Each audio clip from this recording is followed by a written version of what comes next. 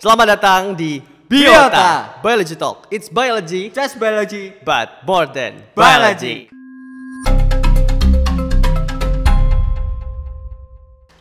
Tepuk tangan. Hari ini kita sudah masuk ke episode 3 ya Nan ya.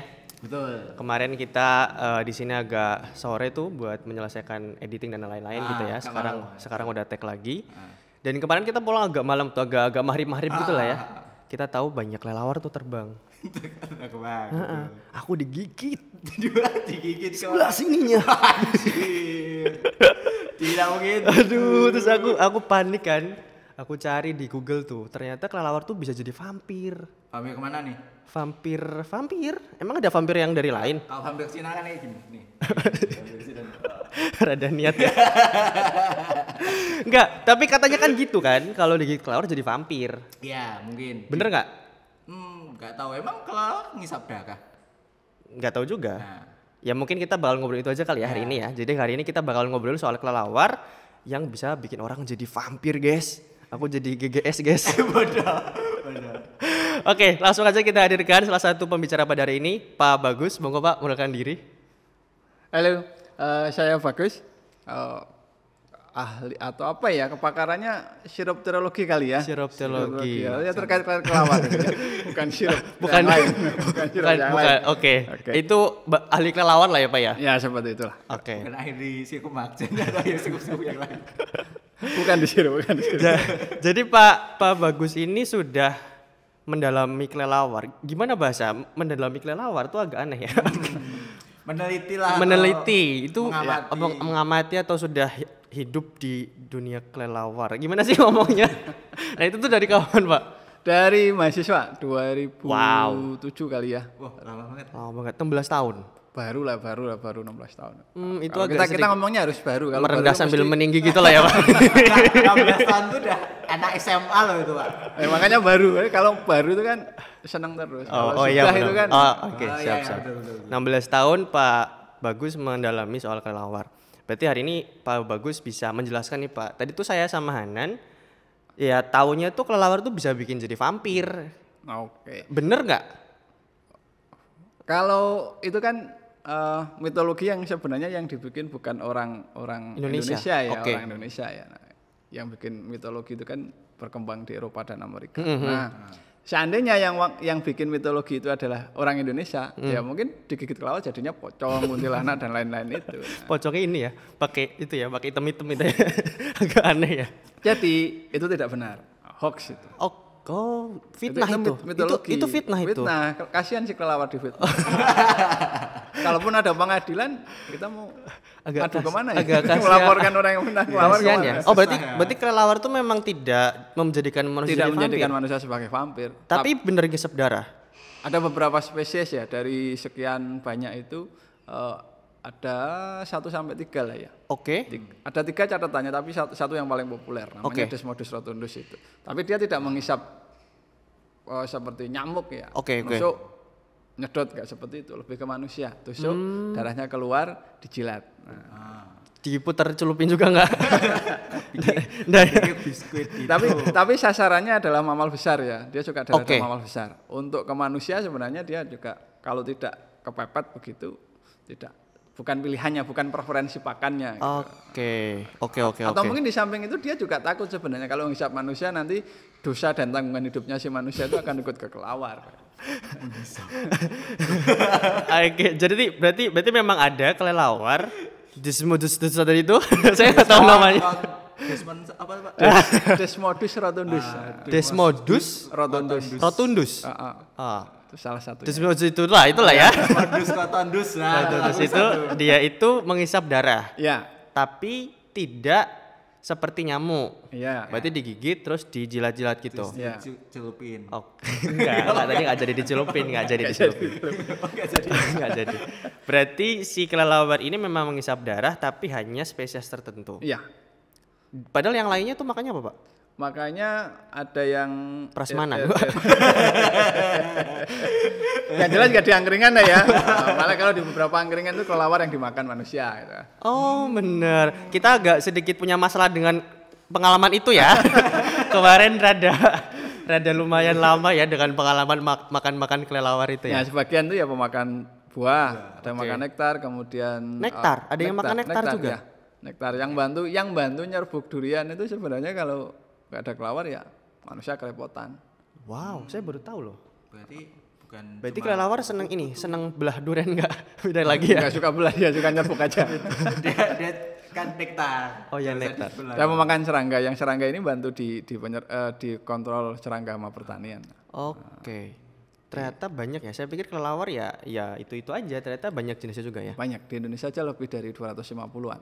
Indonesia tok. 250 spesies. 250 spesies. Kita kan taunya lowo, kampret. Kampret. Apalagi? Udah sih saya cuma itu doang. Kalong. Oh itu beda. Beda. Kalong itu yang gede itu ya, Yang Pak? gede itu. Sebenarnya ada 250 lebih spesies di Indonesia. Kalau yang biasa di rumah-rumah itu apa, Pak?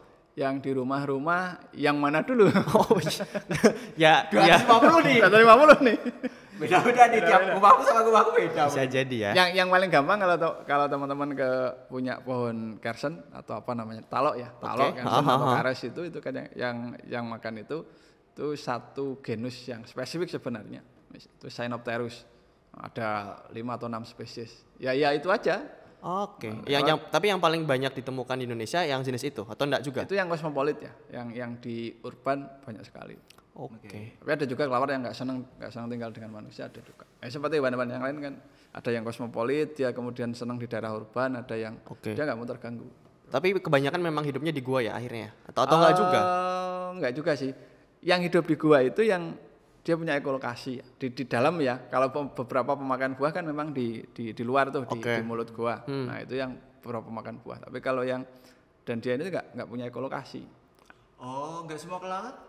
Aku juga baru tahu loh. Nggak punya ekolokasi, Pak. Nggak semuanya. Ekopatrio paling ya. Dia bisa melawak ternyata. Saya pikir dulu kan waktu Iya, waktu SD itu diajarin kalau kelelawar itu ya punya ekolokasi. Tidak semua. Berarti tidak semuanya buta juga, Pak? Tidak semua buta juga. Sebenarnya yang punya ekolokasi pun nggak buta sebenarnya. Hanya terbatas pandangannya. Terbatas tuh gimana? Rabun. Itu sipit apa gimana? Secara morfologi bisa dilihat kalau matanya sangat kecil, kemudian ornamen namanya nose sleeve, daerah hidung tuh. Rumit, kemudian telinganya lebar, kemungkinan itu punya ekolokasi. Nah, kemudian yang sederhana yang mirip muka anjing gitu ya. Itu yang matanya besar, kemudian moncongnya seperti anjing, kemudian ya daun telinganya sederhana seperti mama-mama yang lain. Kemungkinan besar nggak punya. Yang pemakan buah itu kemungkinan yang punya hanya beberapa spesies ya. Yang paling populer ya Eonectaris spelea. Dia pemakan buah tapi dia bisa hidup di dalam gua. Di dalam gua itu dia hanya tinggal nisya untuk tinggal saja. Jadi kalau waktunya makan ya dia keluar. Nah kalau yang di dalam gua mereka nggak keluar memang. Keluar. Kalau memang sering makan. Iya keluar. Jadi dia desainnya hanya habitual ya. Tidur. Dan koloni-koloninya kan terpisah. Koloninya juga ya? Terpisah. Tapi pikir itu kelelawar itu ya kayak Batman kan sendirian tuh. Individual. Batman kan sendirian kan, Pak. Dia kan nggak punya teman tuh, dia diasingkan sama pahlawan yang lain. Karena dia sombong si orang kaya soalnya, Pak. Orang kaya soalnya. Ya kan dia kan cuma punya tuh satu anak buah tuh si Robin Hood itu kan. Bukan Robin doang gak pakai hood. Oh, gak pakai hood ya. Nah, si Robin itu kan cuma satu, tapi pikir kelelawar itu ya individual. Ternyata komunal. Lebih banyak komunal. Lebih banyak. Dia berkoloni. Karena kan nanti ada pembagian koloni ya. Misalnya ini untuk koloni anakan. Kemudian ketika dia masa kawin, kemungkinan akan pindah. Nah, itu yang sulit diamati memang. Apalagi kalau kelelawarnya kelelawar daerah 4 musim. Wah, ketika hibernasi dia harus di mana dan seterusnya, dia bisa pindah koloni. Oh, begitu. Bisa migrasi juga. Beberapa jenis kelelawar itu ada yang dia akan benar-benar tinggal, dia hibernasi seperti beruang dan kawan-kawan itu. Ada yang dia milih migrasi. Kelelawar hibernasi? Iya. Gak cuma gua tahu hibernasi itu banyak. Kampret, aku baru tahu gitu. Kampret kan kampret bener dong. Betul. Kalong juga bisa kalong gitu. Oh, tak pikir ya ternyata banyak fakta yang saya tuh baru ngerti, Pak. Tadi kan Pak Tatak juga sempat nge-mention tuh kalau beberapa kelelawar itu hanya habitual tadi ya, yang cuma tidur doang di gua, setelah itu mereka berkelana kemana-mana gitu ya. Nah, tapi saya mau tanya Pak, kenapa kelelawar itu rudit, Pak? tidurnya kebalik. Nah, Rudit kan tidur nggak sih? Oh. Kasih itu ya tadi. Rudit tidurnya kebalik kan? ya. Bener kan? Rudit kan tidurnya Oke, kebalik. Jadi begini, secara struktur fungsi morfologi kemudian Oke. anatomi tungkai ya, itu tungkai atau kalau secara umum kaki lah ya Kaki. kaki. Itu tidak memungkinkan dia untuk standing seperti mamal yang lain. Oke. Jadi ototnya sangat kecil, tulangnya juga kecil. Lemah gitu atau enggak juga? Untuk standing nggak kuat, jelas nggak kuat. Untuk menopang berat badan yang sebagian besar berat badannya itu ada di abdomen dan di tengkoraknya ya. Tengkoraknya itu yang menyumbang bobot paling besar. Nah, dengan otot segitu dia nggak akan mampu untuk standing. Oke. Maka struktur klaunya itu cakarnya yang melengkung itu bahkan lebih melengkung daripada apa ya?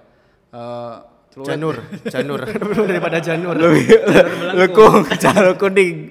Ini kan melengkungnya kuat. Kalau janur kan melengkung lemah. Jadi Oke. sebelum janur kuning melengkung ya sebenarnya lemah dia tegakkan bisa. Tapi rada repot ya megangin janur gitu ya. jadi itu strukturnya memang melengkung. Jadi dengan kondisi yang lemah itu dengan melengkung rileks saja secara apa ya relaksasi tubuh kita itu kan kalau rileks ya wes lemas gitu kan.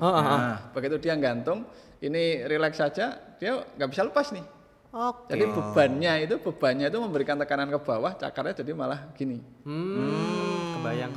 Ya kan karena ditarik gravitasi ya, Pak. Ya, betul. Jadi dia tetap jadi kuat tuh. Jadi bahkan ketika kelawar itu mati kondisi roosting atau tengger itu dia nggak akan jatuh.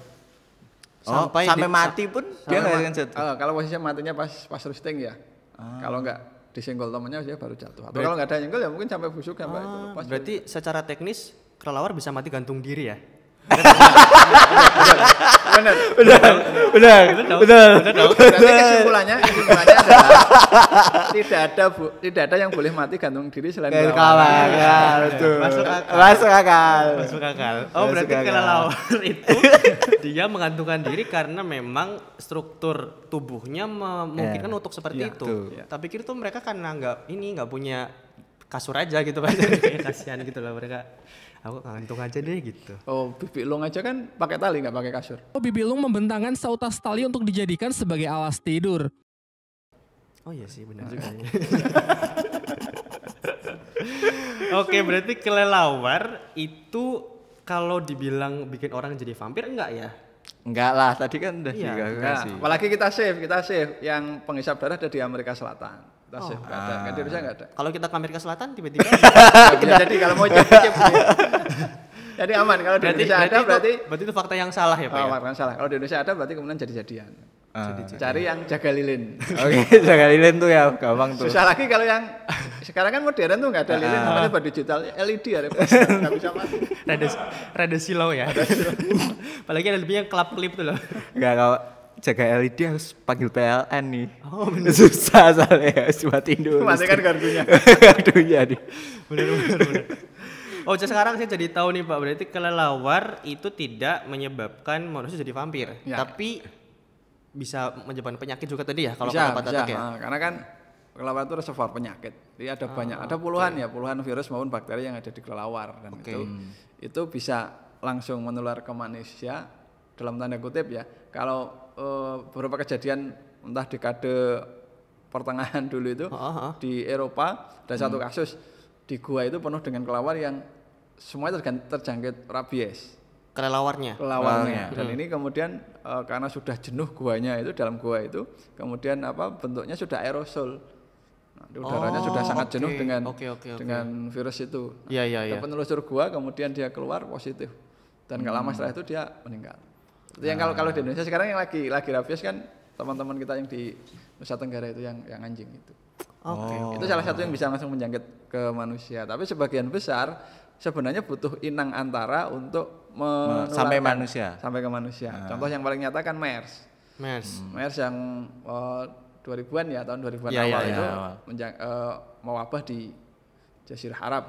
Timur Tengah lah ya. Timur Tengah ya. Kemudian dari kelelawar virus itu ke unta baru ke manusia. Perantaranya dari unta. Oke. Sekarang saya jadi banyak tahu fakta-fakta baru Pak dari kelelawar. Ternyata kelelawar itu nggak semuanya punya ekolokasi. Ada yang punya kopatrio. Gak.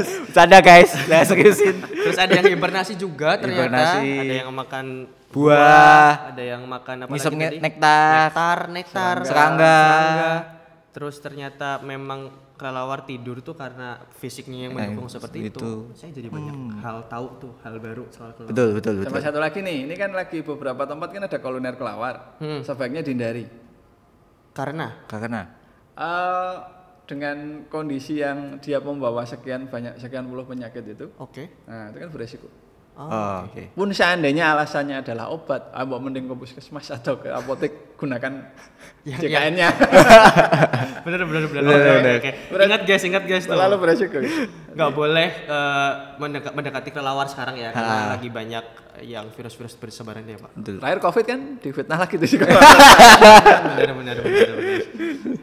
Oke, mungkin gitu aja teman-teman semuanya buat episode kali ini. Kita jadi banyak banget tahu fakta baru soal kelelawar. Terus juga ternyata mitosnya salah ya, kita nggak bakal jadi vampir kalau digigit kelelawar, ya paling kena MERS lah.